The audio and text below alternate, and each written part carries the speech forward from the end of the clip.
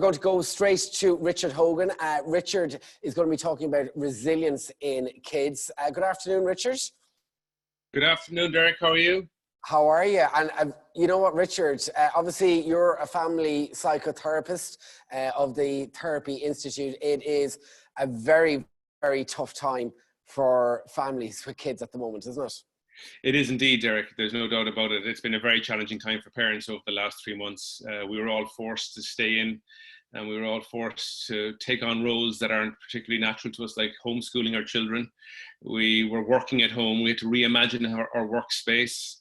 Just even today, I had to organize that I could get an hour off here so I could come up to my office in my house and figure out how I'm going to do this seminar without the children bursting through the door any second. So I think it's been a very challenging time for all of us.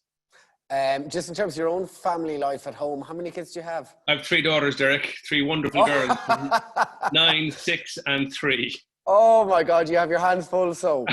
I do indeed, yeah. So let's go back, I suppose, to basics here in terms of, basic family psychotherapy, and the family structure and the family unit. How important is it to have that structure within the family? Well, it's everything, Derek. I'm working on a book at the moment. My second book I'm working on it's all about the family and the origins of the family and how the family mirrors society. I mean, family lasts a lifetime. The labels that we get given in our childhood from the families that we exist in stay with us all our lives. The positive and negative ideas that we received through our childhood in that family system impacts greatly how we perceive the world.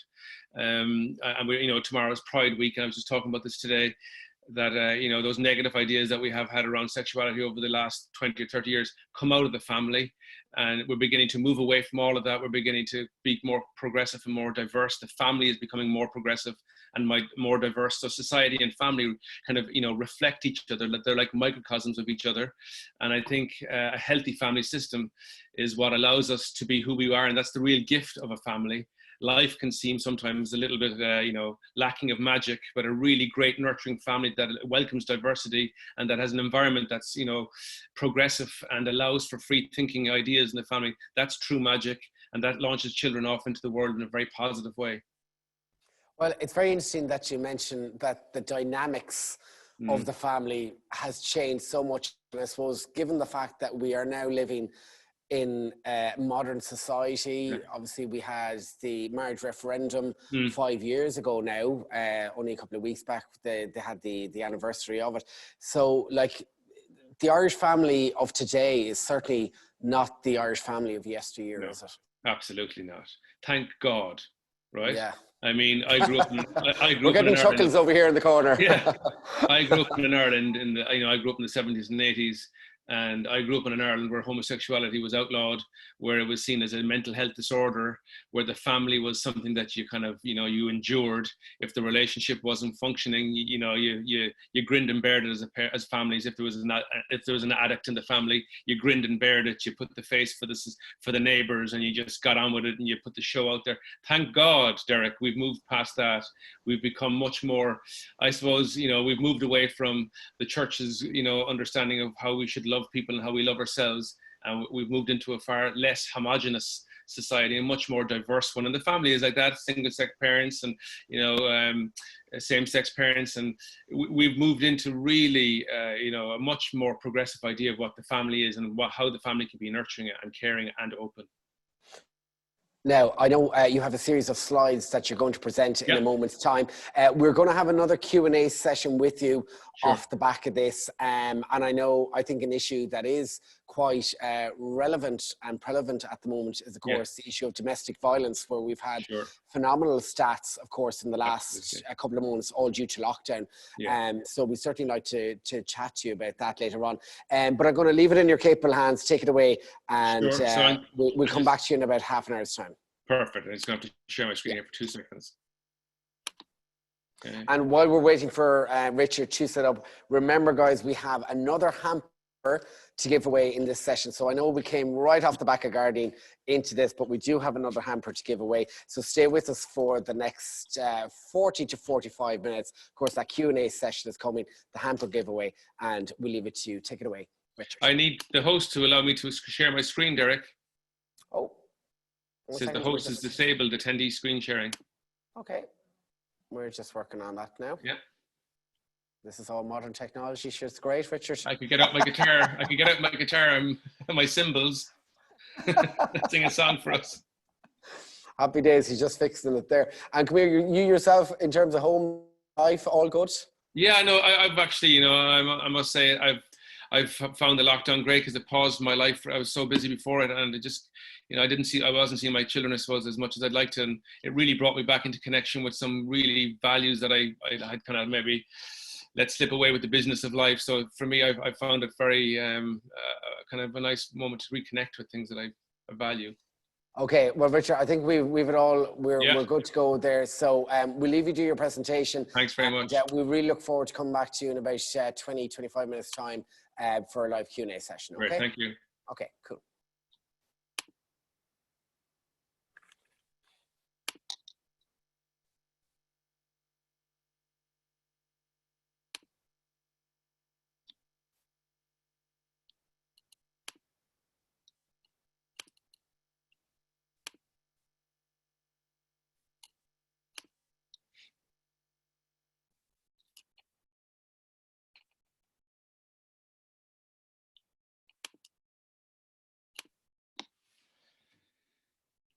Okay, can you see that?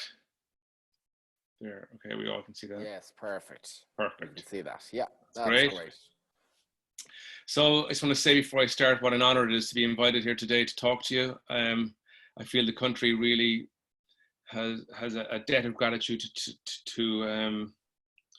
to say, because I think you really held the country together over the last 3 months, and I think it's changed our mind how we think about people on the front line. And for me, my own daughter was born, my last daughter was quite sick, and we spent 3 months in hospital, and it was a pretty rough time. And frontline workers there that we saw in the Cooma and the Crumlin Hospital really just, they got us through a difficult time. And I think not enough is said about those things. So personally, I want to thank you from the bottom of my heart for all that you've done over the last 3 months. So today, I'm hoping at the end of this talk that you will understand more about resilience, and you will understand how to help your child become more resilient. So this talk is about building resilience in the modern child. It's looking at the digital age child. It's looking at how in the last number of years, in my own experience as being the clinical director of Therapy Institute, how the number of young adults seeking my service has exponentially risen. I have noticed in the last, say, 3 or 4 years, there's been a dramatic shift in the age group coming into my clinic, and it's about from 17 up to about 26. And there was a study carried out by the USI, Student Mental Health Report in 2019, and what it found was quite striking, that it interviewed about 3,500 students in college, and 38% of them had anxiety, and nearly 30% had depression, and stress was at a very high level. So it really illuminated stuff that I was seeing myself in my clinic. And that's, I wrote about it in the Irish Examiner many, many times, that this is what I was seeing. I was seeing a lot of students coming into my clinic suffering with what I would have seen as normal run-of-the-mill kind of college life stressors, and they're collapsing underneath it. So I want to look at that today. I want to look at what's causing this, what's causing this surge in mental health issues in our young adults, and what can we do then as parents to help our children and the young adults that we're launching off into the world. So the first thing I suppose we need to think about is, what is anxiety, and why do we feel anxious, and can we stop it, right? And I think it's very important to change your mind. When I'm working with parents in my clinic, I often hear them say the same thing. They'd say things like, we can beat this, we'll defeat this. And it's not helpful, it's not productive to think of anxiety as something that we can beat, because we are all going to be anxious throughout our lives. Anxiety, we are hardwired to experience anxiety, because it's here in this, the amygdala here that you see down here, this little almond collection of nuclei here on the side of our temples. We have 2 of these things here. Evolutionary wise, they're there to make us run when we see an elephant, as you see there in the picture, or a woolly mammoth back in when we were kind of moving through, or moving into kind of modern times. And so the amygdala was there as a kind of a fight or flight response to a perceived threat. So when we get anxious, that's our amygdala. So when I see an anxious child, I know the amygdala is firing. Something is provoking the amygdala to make the child feel like it's a threat. So maybe you're dropping the child off to school and they don't want to go to school, they don't want to leave mom, right? You'll see the child becoming panicked, increased heart rate, the breath being lost, crying. That's the amygdala.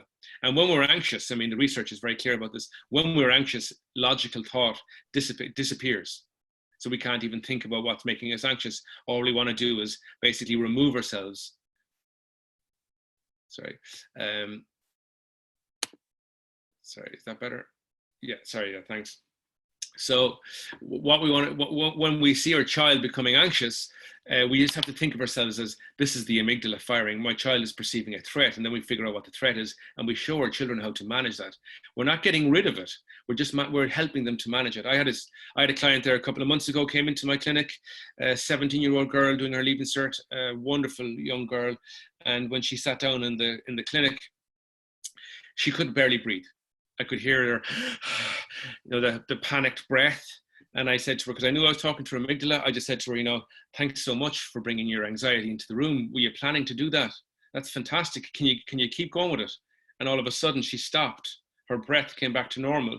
And I just said to her, God, why have you stopped? I've asked you to keep going with it. What I was doing to the amygdala is telling her there's no threat here. I'm not a threat.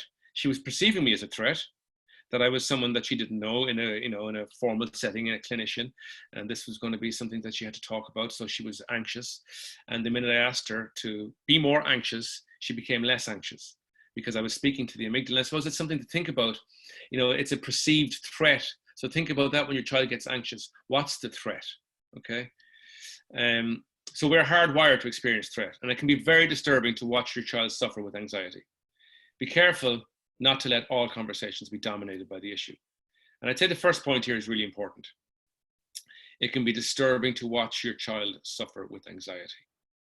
And we can all have the greatest plans in the world. Like Mike Tyson says, everyone's got a good plan until they get punched in the face. And when you see your child, it's like a punch in the gut when you see your child anxious. It's incredibly important that you don't become anxious too. So if you think about the amygdala, if you become anxious when your child is anxious, you're feeding in implicit messages to the amygdala. There is something to be concerned about here. Look at mom or look at dad, they're concerned too. I'm in trouble here. So you're going to heighten their sense of anxiety. So be careful not to let all conversations be dominated by the issue. And what I mean by that is, what I've noticed amongst teenagers is that, there's a lot of talk about, that's my OCD and that's my depression. And there's a lot of mental health endorsement, I think, amongst the narrative among teenagers. And we must, as the adults, cut that out. So we don't meet them in the conversations. We allow a conversation about it for sure, but we don't keep checking, are you okay now? Are you okay now? When we do that, we're giving it an awful lot of power.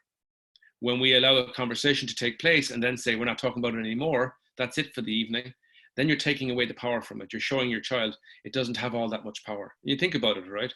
Sometimes what I find when I'm dealing with teenagers who are anxious, I often find they're resistant to therapy.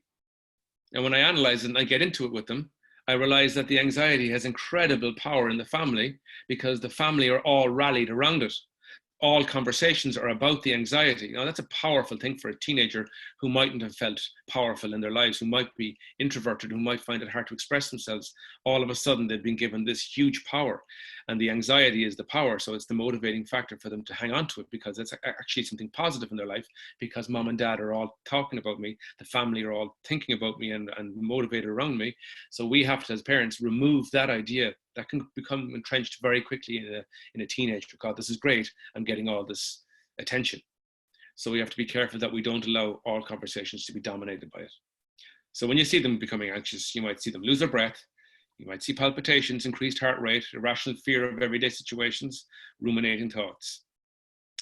I work with so many children, teenagers, who are really laboring with ruminating thoughts. They're finding it very hard to navigate their lives, because they're doing these ritualistic behaviors to stop the anxiety. And it can merge into kind of like, obsessive compulsive disorder. And children get caught in ruminating ideas because they're trying to satiate themselves. It's a really maladaptive negative cycle of thought, where the child has developed this routine, maybe knocking on thing, or, trichotillomania, where they're rubbing their hair, and the hair falls out, or they keep thinking in like 2, 4, 6, 8, 10, 2, 4. They go through like, even numbers, and to ward off the bad feelings. So irrational fear of everyday situations. So we have to be careful that we don't meet our children with their anxiety. Now, one of the great stressors, I suppose, you're all here on the webinar here. You probably have young children or teenagers moving off into the Leaving Cert. One of the great stressors in your child's life is the Leaving Cert. So what is stress? So stress and anxiety are the result of when you face a situation where you feel the demands being placed on you outweigh your resources.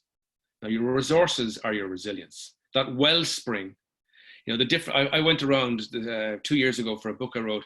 I went around to about 25 schools all over Ireland, and I was interviewing children in primary school and secondary school. And resilience was one of the things I was looking at. And the commonality among children who were resilient, because I don't really believe children are born, you know, with an abundance of resilience, and then some children are innately born with a lack of resilience. I believe that resilience is your tools. It's like that wellspring, it's your reservoir, right? It's your resources. Now, how do children get resources? Well, they get taught it. And I think it's really important to think of it like that. When I met these children, I was talking to them about, you know, about resilience and, you know, adversity and struggles. What I noticed as a commonality among students that had a very high sense of resilience is that they saw things as transient. They saw trouble and adversity as something that's transient, not fixed. Whereas children who were lacking resilience were speaking in very concrete things like, I'll never be good, I'll always be this way. So they think of themselves in very negative terms. You know, if I was to sum it up in one word, they lack hope. Children who are resilient are hopeful. They know that adversity will come and adversity will leave. Children who are less resilient think in really concrete terms of, I'll never be able to get over this. They think like an Everest, you know, this is insurmountable. I can't do this. I'm not good enough. So their resources, you know, that wellspring is very depleted. Now, I'm going to get into, well, what depletes your child's resources and how do you develop your child's resources? But an analogy I like to use when I'm talking about this, and I think it's a nice analogy because it breaks it down very clearly. When you were teaching your child how to cross the road, what did you do? Right? If you're like the rest of us, you probably brought your child down to the road, you held their hand, you brought them down to the street corner, you showed them the traffic lights, you pressed the traffic lights, you waited till the green man came, you showed them the cars, you pointed out that they're dangerous and to never cross the road without the green man. And even when the green man is there, you look to make sure that the challenge has passed, that the cars will come and the cars will leave and the road will be clear. And I love that analogy because you wouldn't dare say to your child, don't worry about the cars because I'll always be here to hold your hand. Don't even think about the cars. Don't worry about the green man. I'm going to be here all the time. So, you know, when you face it, when you want to cross the road, I'll be holding your hand. So don't worry about it. Now that's what we're kind of doing, I think, to our children at the moment. I think it's a really important analogy to think.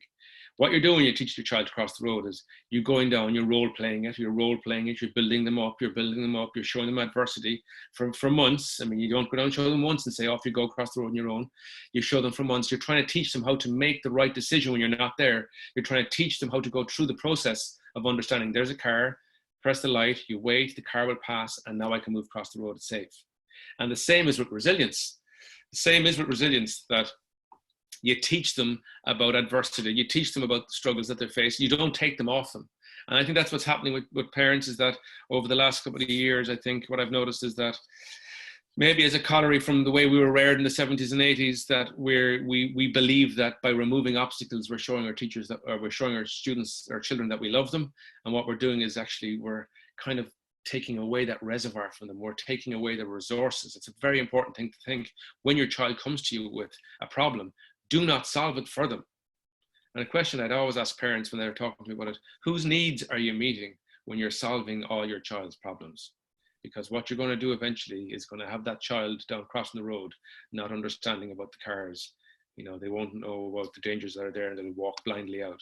Just what I see in my clinic, young adults coming into the service, not having the ability to manage themselves at 22 or 23 because they've had everything taken from them. And what I see as a commonality among those young adults is that they'd say the same to me. You know, I never had to do anything as a child. It was always done for me. And, you know, mom did this and dad did that. And I never had to think about that. and I just don't really know how to meet the demands of the world. So it's really important that we set our kids off confident, that they believe in themselves, that they have the reservoir to deal with whatever comes up. So this is a nice image I like to think about. So resilience is about being able to manage the demands. So when peers, family, school, whatever the group they're in, the system they're in, outweighs their reservoir, the resilience, it tips down so that they can't manage it. So what you want is that both, resilience and demands are equal. What's demanded of you, your resilience can meet it. And again, just think about this, when your child gets anxious, we all get anxious. We're hardwired to feel anxiety. Even before this talk, I felt a little bit of that little bit of twinge of nerves, and I said to myself, that's good, it means something to me. I'll be very wary if I'm doing a presentation like this that means something to me and I don't feel something. We all feel that bit of anxiety in public speaking, and with our friends and whatever it is, or going on TV, or we always get that little bit of anxiety. And your children will be going off into the world and leading great lives and giving talks at boardrooms and managing partners and lawyers and doctors and engineers. They'll have to give talks. They'll have to talk in rooms with people. So they have to develop the ability to understand, like I did before the talk, saying, no, that's good. I'm glad I feel a little bit anxious about this because it must mean something to me. And then it dissipated and moved away. So being resilient does not mean you are immune to stress. This, I suppose, the first point that I want to say to parents is, it's not about eradicating stress. It's not about removing stress from your child's life altogether. It's not about your child being able to defeat it. It's about your child being able to interpret it, translate it, and then eventually harness it and use it for your strength. It simply means you have the skills to cope with stress when it arrives. One child, I don't believe, is born with an abundance of resilience, while another is born with a deficit of it. How do you build your child's resilience? I think this is a really important part of the talk.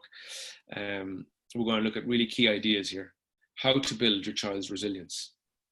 So far I've kind of talked about the nature of anxiety. Anxiety is normal. Our reaction to it is a evolutionary biological thing. The amygdala fires and we get this sense of fight or flight.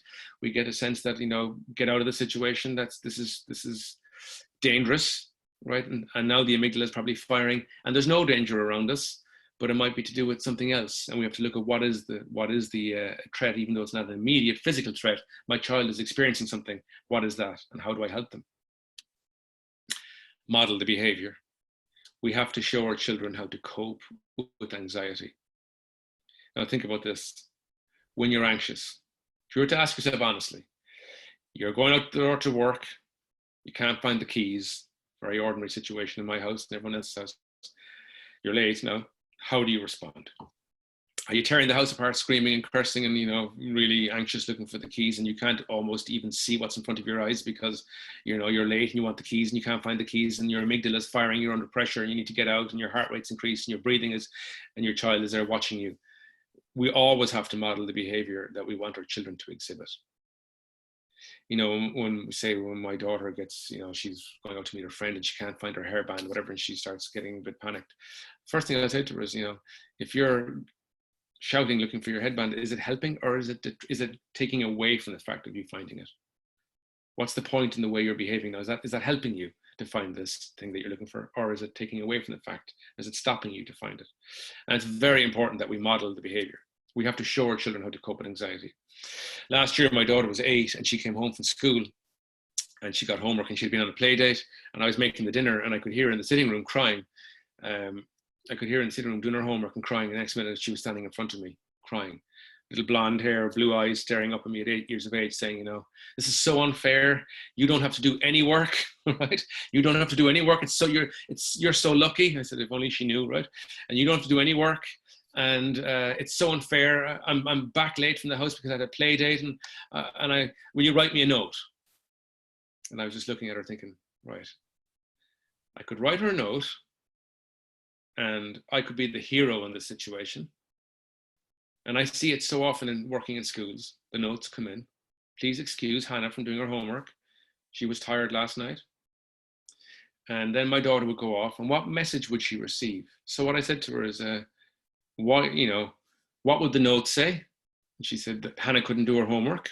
suppose it's the trouble of having a psychotherapist as a parent. I said, what would the note say? And she said, Hannah couldn't do her work because she was under pressure, whatever.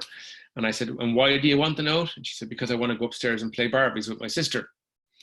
And I said, right, no, I'm not writing you a note. And the more you stand here crying, the less time you have to play with your sister. So what I'd advise you is to go in now and start your work. I said, well, we all have to do work. I said, even I have to do work, and I know you don't think I have much work to do. So I went looking for college essays that I had to correct.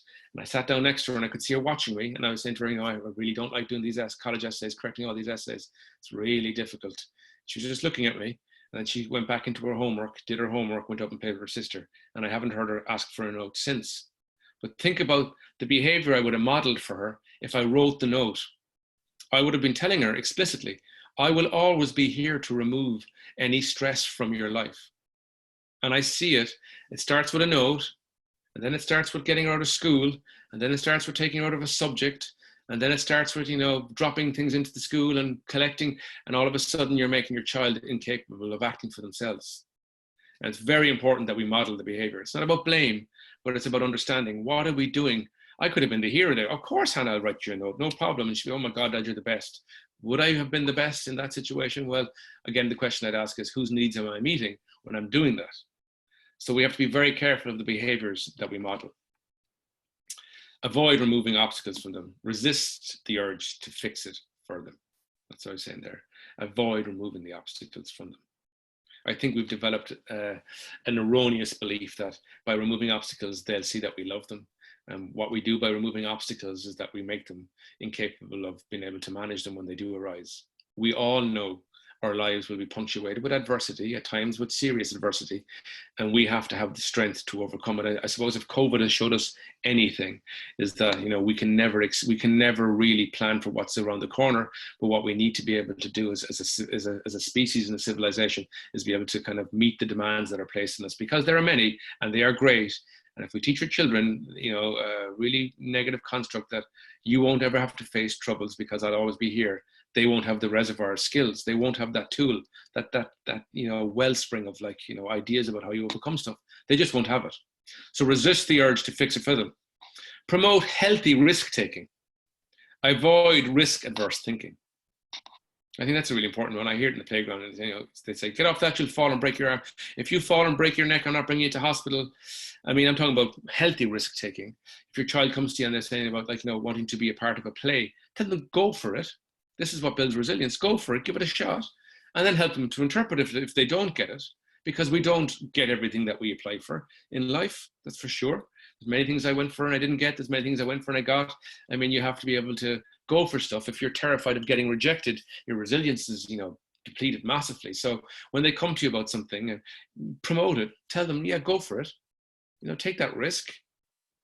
Avoid risk-adverse thinking. It's really important, I think. Cultivate optimism. Difficult times are temporary. That's a really important idea to reinstill in your child's mind. When they come to you with an issue, and when the issue passes, I would reinforce that. You see that? Remember that when you were worried about that, when she said that to you? That's over now. Are you thinking about that anymore? No. Well, that passed. Do you see what happens sometimes? Things come into our lives, but just as soon as they came in, they actually leave our lives as well. So it's not a fixed thing. These difficulties, this adversity that we face sometimes, it's temporary. Therefore, you're creating optimism. It's really important. And as I said to you at the start, children who are resilient are optimistic. Children who are lacking resilience are pessimistic. They'll never see the problem has always been there. They'll never be able to manage. They don't have the skills. I can't do this. I'm just not good enough. That's really negative, kind of almost a cynical view of themselves. And it's very important that we cultivate optimism, because what were we saying during COVID-19? This is going to pass. We'll get over this whole firm. It's not going to last forever. We'll come out of it. And it's that transient idea that keeps us going. Embrace mistakes. Reframe the mistake as opportunity. It's very important that you show your child to be able to take risks. But when they don't get it, when something falls short, they don't get the play, they don't get the H1, they don't reach where they want to get, they don't get, on the football team, they don't get selected, that you reframe the mistake as an opportunity. I was on the football pitch a couple of years ago, and I was watching this child with his father, and the father was Obviously, it seemed to me that the father hadn't been on the pitch many times, and he was there, and the child was really dying to get on and show his dad. And he was like, "Sorry, Dad, I'm looking at the watch. There's only like 15 minutes left, Dad. I'm really sorry. You came on." Dad was like, "Just relax, just relax." And eventually he got on, and he had 10 minutes, and he came back head down when the match was over. He was disappointed and deflated that he hadn't been on the pitch for too long. And he said to the dad, "Sorry, Dad, it's only 10 minutes." And the dad said to him, the dad reframed it so beautifully. He said, "Yeah, but what, 10 minutes? It was amazing." And the kid's head just jumped up. And there's the gift. He helped him to internalize and to reframe that event, that 10 minutes. He could have seen it as a negative thing. In fact, what he did is he turned it and said, "But what a 10 minutes that was." And the child then was thinking, "Oh my God, yeah, actually." And that's going to be a gift for his life going forward. That will help him how to think when negative things arise, how to view them. And sorry, I need to move these out of the way. Sorry. Role play with your children. I think that's an important one. Role play Role play with your children. This is what I do with my children all the time. I do it all the time. I have like bully school with them, and we sit down and I'd say to them, like, because they're in school now and they're 9 and 6. The 3-year-old obviously isn't involved in this just yet, but like the 9-year-old and the 6-year-old are very much involved in it. They love it. We call it bully school, and they say mean things to me, and then I say mean things to them. Sometimes they say very mean things, and it's very hurtful about my gray hair and stuff. But we sit down. And what I'm trying to do with the children here is help them to internalize when a negative comment gets launched. Like someone said to my daughter there recently, back in school, back in February, she came home and said, what was the thing? Like, I think it was like Hippo Hannah or something like that. And she came back and she was saying to me, "This boy said I'm a Hippo Hannah." And it was, it was very upset. She was very upset. And I said to her, "Why did you, if you saw this girl, she's anything but Hippo Hannah." But she had aligned with him somehow. And I said to her, "Why did you agree with him?" And she's like, "What do you mean?" I said, "But if you get upset by this, it means you agree with him, that, that what he said is true. You have a decision, you have a choice to agree or disagree. Why would you agree with him?" And we had this conversation, and I'm always doing this with her. And I say to them, when someone says something negative, when you experience a negative interaction and someone says something kind of mean, you have a choice to believe them or not to believe them. Because when someone says something mean, it says more about them than you. And I'm just having these conversations with them because I know I won't be there all the time, and I won't be there in the classroom, and some people are going to say mean things. I mean, that's just the way it is in school. So you're teaching them the ability to see it. Well, do I believe that or do I not believe that? Do I join with them or do I not join with them? And I think it's a very important gift to give your child, to be able to interpret stuff as it comes their way. How to build your child's resilience? Be spontaneous. I think it's a really great gift to give a child, being spontaneous. It really teaches them something about their ability to rise to things. And I often do it myself. I take them out of school and go to the beach just randomly. Say, "Right, today we're going to," and just the excitement, because their lives are so regimented. Their lives are so on a conveyor belt. I often stop it and take them off, and we have a day off to ourselves. And I think it's really important to be spontaneous. Being spontaneous with children, they love it because, as I said, everything's so regulated, everything's so regimented. Just to give them that spirit of like, "Oh my God, this is a completely different day than normal," and that they can decide what we do. And I'd say allow your child to choose a family activity. That really is great for developing your child's sense of self. Where I say to my 6-year-old, "Okay, Lizzie, you're deciding where we're going next Saturday." And unfortunately, I end up in, Go Kids Go, jamborees, jumping around these awful places, right? But the smile on her face as she believes that, as she begins to believe that her idea of fun is good enough for all of us. It's a great way, and that we'd all love her idea of fun. And we all come out of it saying, "That was a great day. Well done, Lizzie." It's such a, it really builds their sense of self and their confidence in themselves. Because I suppose when we're talking about resilience, we're talking about their belief that they can manage stuff. So, that's a nice one. I always say, be spontaneous and allow your child to choose a family activity. And this is something I find that brings an awful lot of stress into children's lives. Watch out for perfectionism. Perfectionism is a really, really awful, destructive thing. And children today, I think, are very much caught in this idea of being perfect. And how I'd spot it, if you're looking at it, and your child gets a result and they want to celebrate, who do they ring first? Might often reveal or elucidate a relationship that they're trying to prove something to someone. So just be careful with perfectionism, because it's something that is you're never going to have the perfect results. You're never going to have the perfect relationship. You're never going to have the perfect marriage. You're not going to have the perfect children. You're not going to be the perfect person. So it's very important that they see that perfectionism, or as parents, that we avoid that, and we celebrate their mistakes as well. And we learn from their mistakes.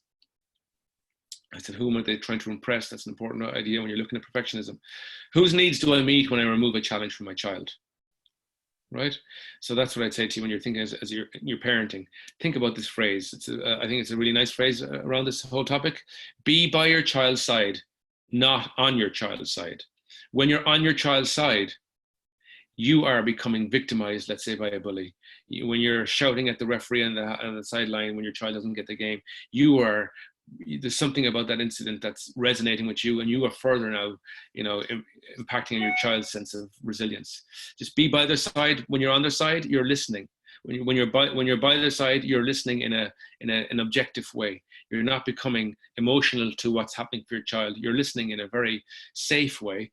You're hearing what's going on for them, and you might be able to give them a bit of advice, but in a very detached way, where you're not becoming, and it's hard. It is hard. Like when I heard that about my daughter, I suppose my immediate reaction was like, oh my God, who's this kid saying that's my daughter?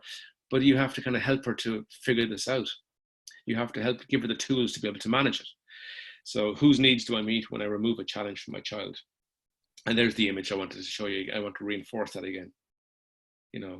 When you don't teach your children about obstacles, when you take them from her or him, that child there facing a huge road with obstacles everywhere, you'll collapse.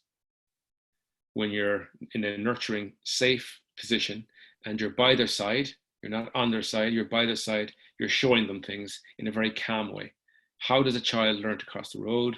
If they're not taught correctly, the chance of them walking out in front of something increases. They will not have the skills to know what the obstacles will pass, and then they will be free to move, right? And that's what building resilience is.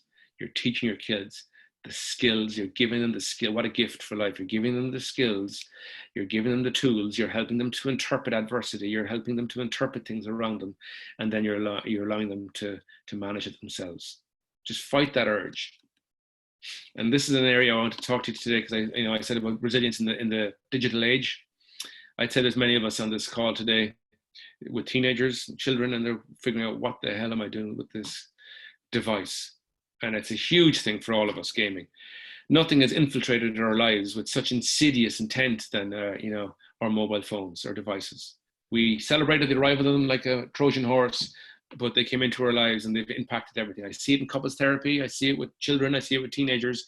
I saw it from my research for my book, Parenting the Screenager. I saw so much 8-year-olds on pornography, extreme pornography, 7-year-olds addicted to games, dropping out of school. So they've impacted massively, I think, on resilience. So gaming is impacting their resilience. So they're missing out on human connection. So we're mammals. Now think about your child. We're mammals, which means we love to be connected. If you think about how we organize ourselves, it's in societies. We cluster together because we like that connection. Something we would have heard a lot over the last 3 months is that, we did Zoom calls, but they're not the same as being, in the space with somebody. That sharing of DNA, that breathing in air together and just being together and connected. So there was a sense that, there was a sense of isolation over COVID-19, and that impacted us. So we know that we like to be connected. And then there's a kind of a paradoxical thing around games that parents mightn't get, is that these games, even though they're a solitary activity, there's still kind of a social aspect to them. They're up in the room like that person there, but they might have a headphone on and they're connected to each other. And you might say to yourself, geez, my child never curses like that in real life. And you hear them, with incredible expletives roaring and screaming down the headpiece at a screen, at a game, Black Ops or whatever there is they're playing, right? Fortnite or whatever the latest thing is. So, but they're missing out on the human connection. Problem solving is eroded. How do we get feedback about who we are? It's in our milieu, it's in our group, it's in our teenage group. So that's been eroded. Less contact with peer group. All this stuff I think is really important to resilience. Less contact with sports. So what once brought real enjoyment has become dissipated, it's less. They're playing their games more, and I'm very slow. If you've got a child there, 5 or 6, be very slow to bring games into your house. Be very slow to bring devices into your house, because I see it every day in my clinic. Incredible stuff, you know, where I had a student there he was a first year student in medicine down at UCC, and my clinic is up in Dublin. I live in Dublin, working in Dublin, and he came up. I did a piece on RT about gaming, and about a month later, he made an appointment with the clinic, and he came in, and I was kind of wondering, why does he come up from Cork? And the first conversation, he didn't mention much. He was just saying that he dropped out of college, and he's a first year med student, and that he'd found it very difficult, and he just dropped out in the second session. Eventually, he opened up, and he told me that, his parents believed that he was still in college. He was still living. This is this is in October of second year of medicine, but he dropped out at the end of first year. So he hadn't done his exams. His parents were paying for his flat down in Cork. He was living on his own. He was in his bedroom all the time, gaming a game called League of Legends. And he had dropped out of medicine. And he told me, in that conversation, I was with a child who was as close to suicide as I've ever met. He told me that the shame of it, that he had tried so hard to get into college, and now he just lost it all because of gaming. And it is addictive. The research out there tells us it's addictive. The World Health Organization has said that it promotes feelings of reward and pleasure, which tells us this is absolutely addictive. The DSM-6 is going to come out with it, and they're going to say it's addictive. And then we're going to have the medicalized model, move to provide a pill for all this. And as parents, we have to protect them from this dystopian kind of way of looking at it. We have to protect them from medicalizing it. We have to get them off the games. It's not about getting them away from the games altogether, but it's about allowing for gaming and normal family time to exist peacefully. And that child eventually brought the parents in, and we had a healing conversation around what was going on. And he admitted that he had dropped out and that gaming was an issue. And it was an incredible moment. Now, he was on the verge of suicide because of games, because he was so isolated. He was staying up all night, staying up later, because blue screens and all that impacts on melatonin, the hormone that puts us off to sleep. It impacts that, it erodes that, right? So sleeping is becoming really problematic. The amount of work I do in schools around school refusal, and 10 years ago when I worked in it, it was really about being bullied and about peer relations and maybe being academically struggling and all that. Now it's about just general tiredness. The child is going to sleep at 4 o'clock, 5 o'clock in the morning, and sleeping through school, getting 8 or 9 hours, but just doing school. And it's a huge problem. I work with schools, I give talks in schools, all year round. It's a huge problem, staying up later. So you have to get a policy in the family. Real life activities are viewed as boring or dull. And I guarantee you notice yourself with a child or a teenager, they don't like to watch TV anymore. You've noticed that? You're kind of saying to yourself, Jesus, we never as a family watch TV anymore because it's too dull for them, because there's ads and they can't flick through it and they can't go to where they want to go. All they want is YouTube and Netflix and no ads. And it's fast, it's instantaneous, it's abbreviated, it's quick, it's almost like their language. And that's how they like to experience data now and information, not sitting down watching a TV program where there's ads and they have to wait 3.5 minutes for the ads to pass and then go back into the program. So it's a different world, but we have to parent it. Sleep patterns are being disturbed. And we all know, when you're not sleeping, a teenager needs about 9 hours. I had a family come into me there, and the parents brought the daughter in. She was 15 years of age, and they said to me, they sat down, they said, "Can you fix her?" And I said, "Okay, well," I said to the daughter, would you agree with mom and dad that you need to be fixed? And she was like, "Oh God, them, the way they are." And I said, "I don't really, to be honest. So can you describe it for me?" And she was saying, "They're as bad as I am." And mom said her mood is totally gone. She was a lovely girl. She was so beautiful. And now she's so aggressive and she shouts and we get into really fights. And there was a real sense of loss.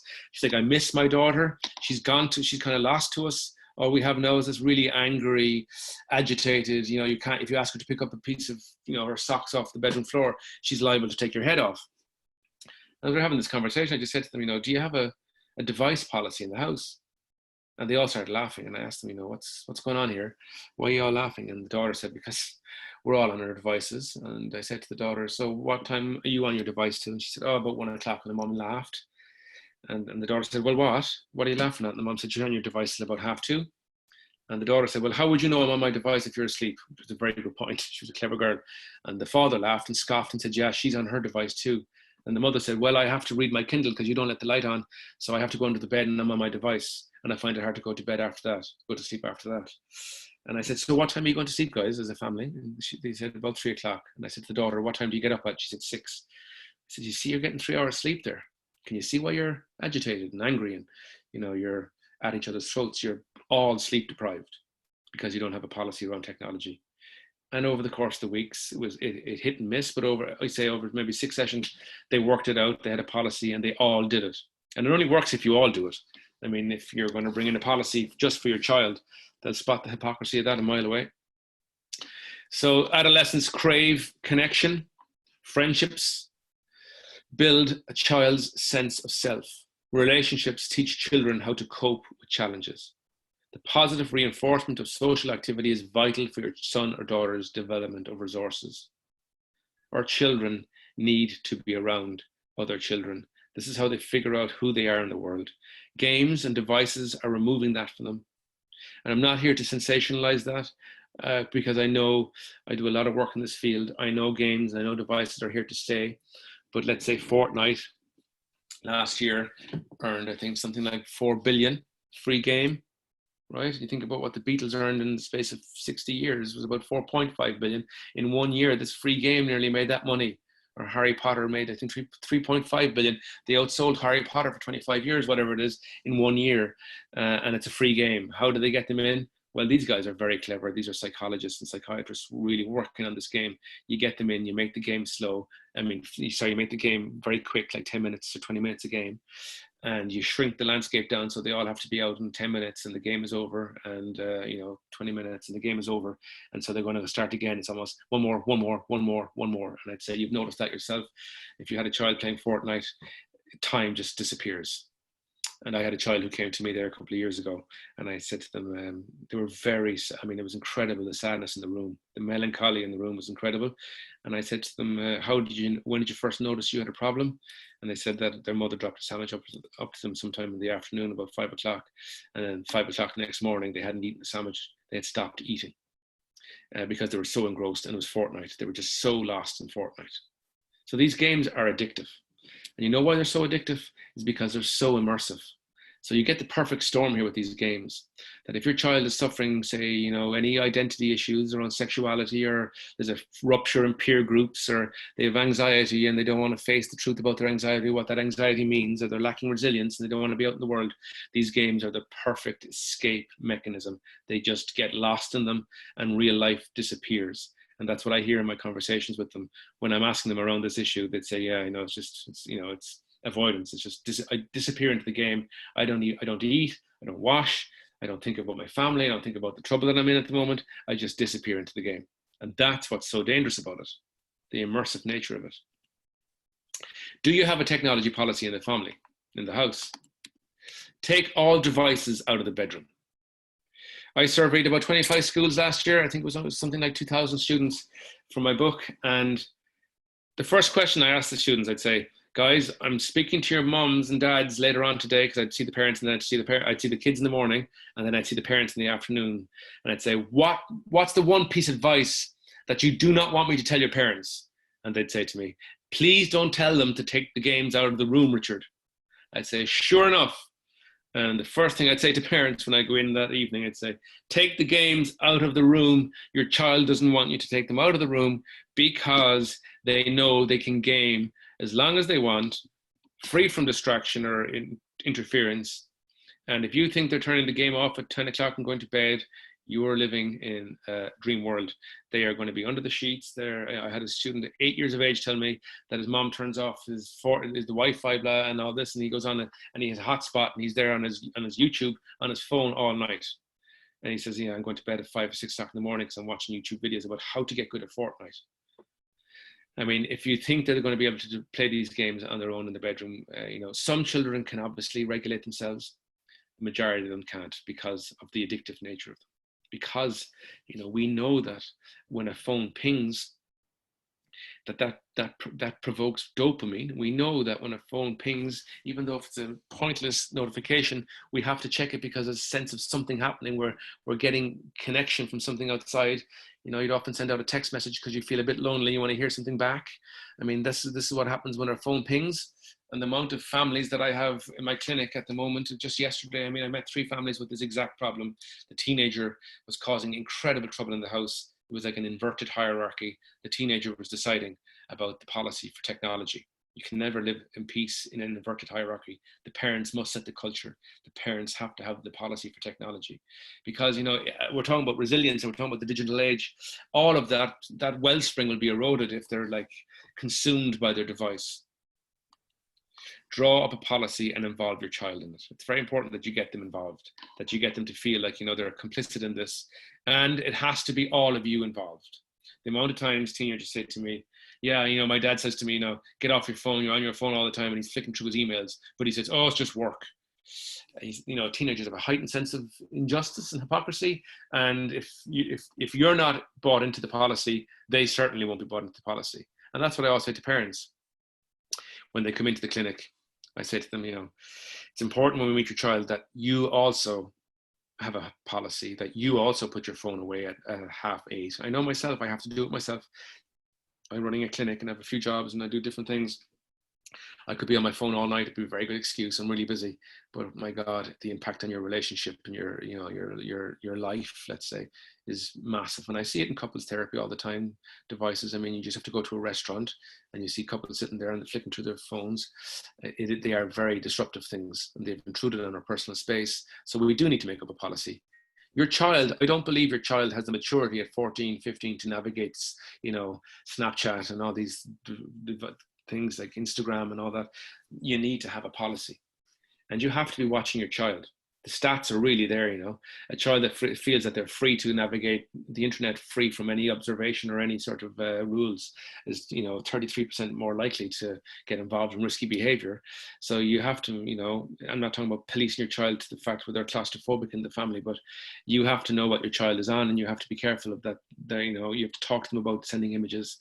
The amount of work I do with girls who've sent an image because in modern terms, a boy might say to them, come on, don't be dry, send me an image of part of your body. And they do it because they don't want to be seen as like boring. And it's out there in perpetuity. And that is really serious stuff. And we need to talk to our kids about it. We need to be regulating it, monitoring it. And I would say parents need to be in communication all the time.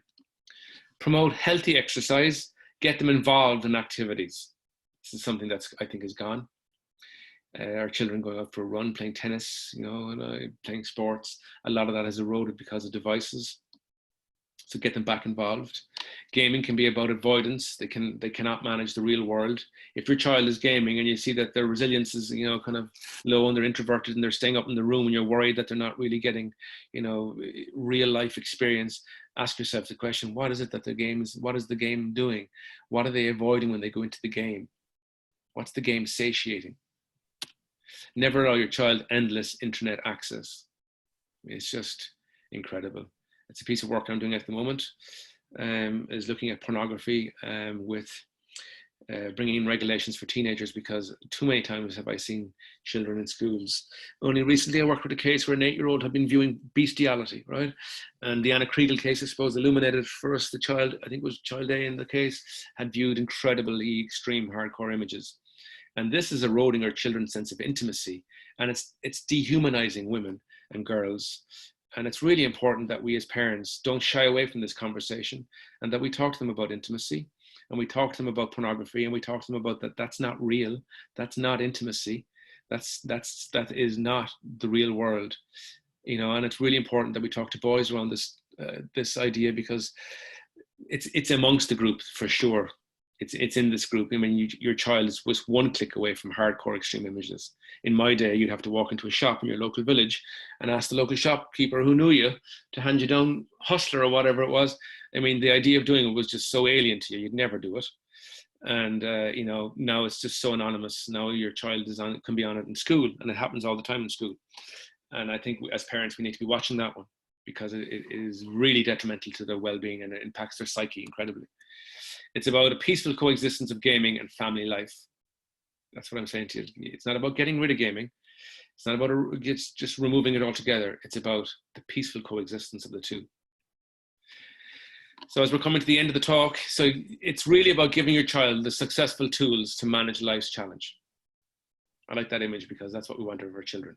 We want them to feel like that they're superheroes that face adversity. We want them to feel that they have the wellspring, they have the reservoir of tools that when challenges arise, they will be able to meet them.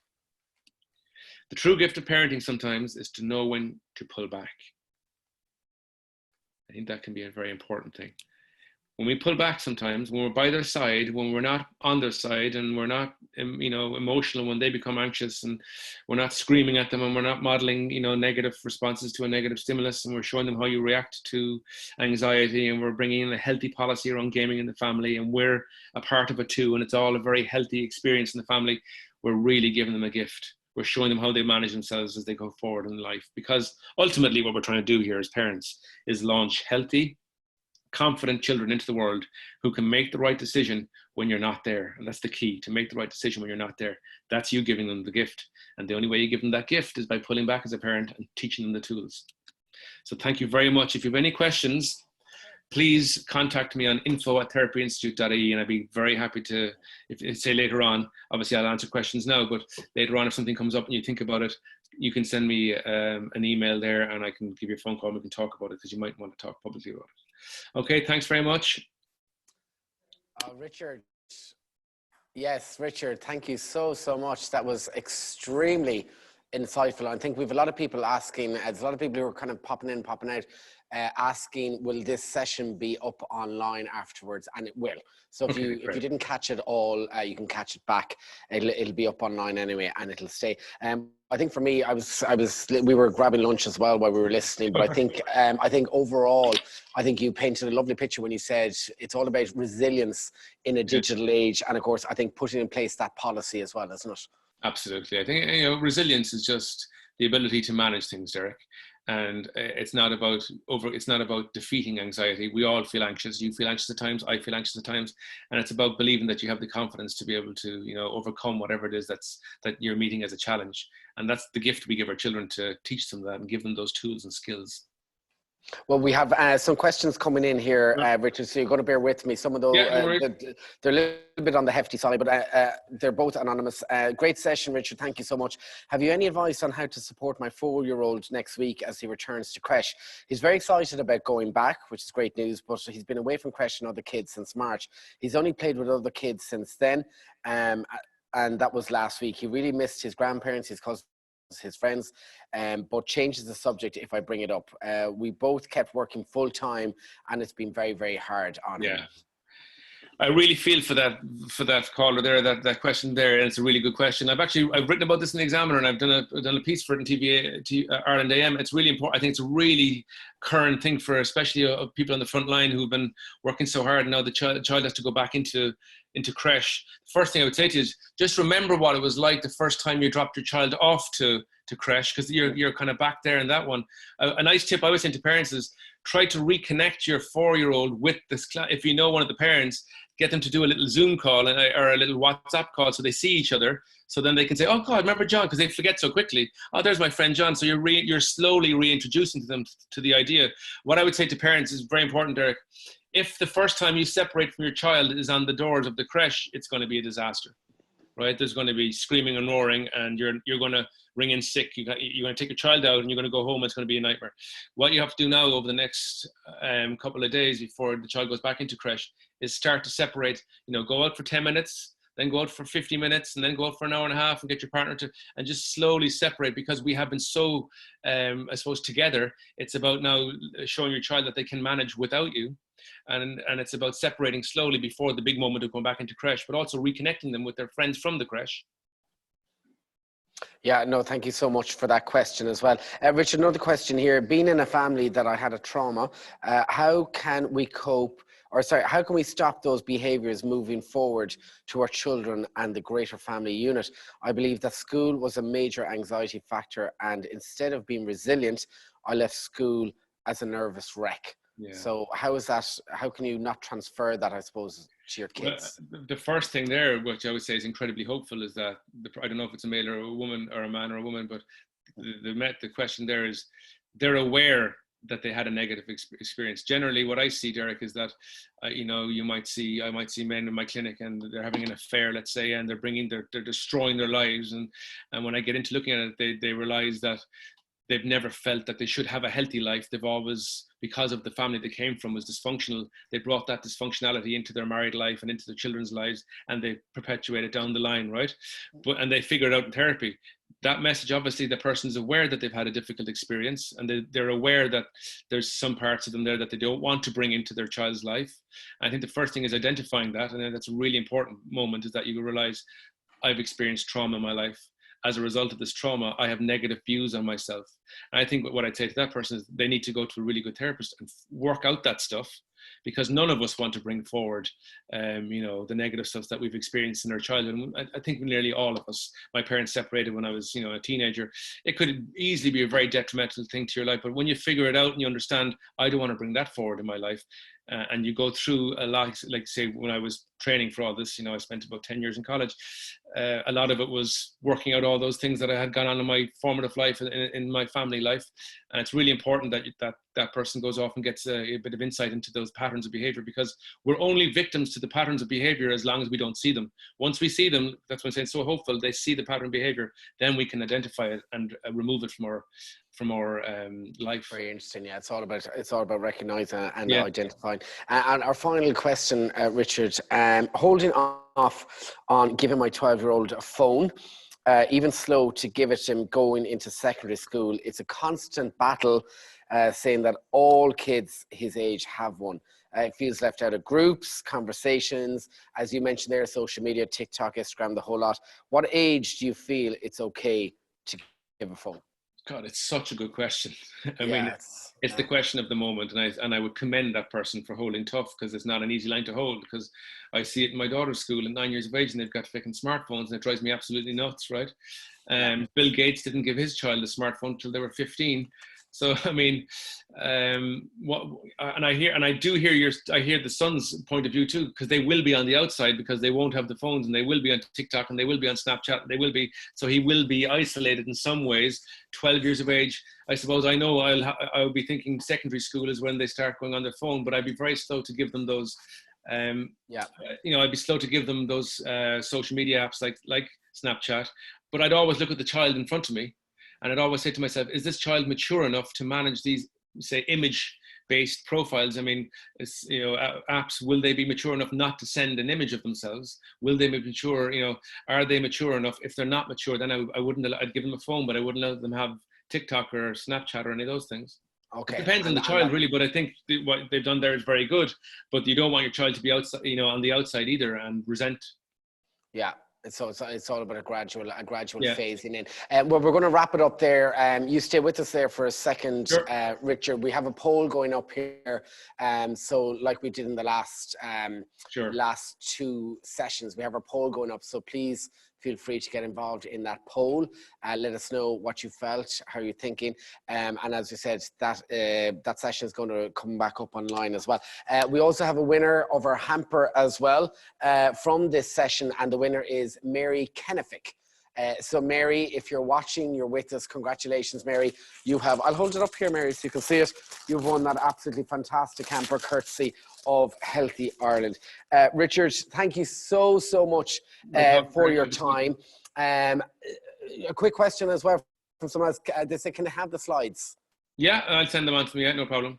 You'll send on the slides, so they are available. If they send me an email, I'll send them on the presentation, no problem. And we can find you at info@therapyinstitute.ie. Therapyinstitute.ie. As well, Derek, if they put in my name and say, Richard Hogan, Irish Examiner, they'll find all my art. I write about this all the time. They'll find all the articles on it. Absolutely, and we always love having you on Ireland AM as well. So thank you so much, Richard Hogan of the Therapy Institute. Thank you so much, Richard. There in Dublin, Malahide. Okay, God bless. Slán, mind yourself.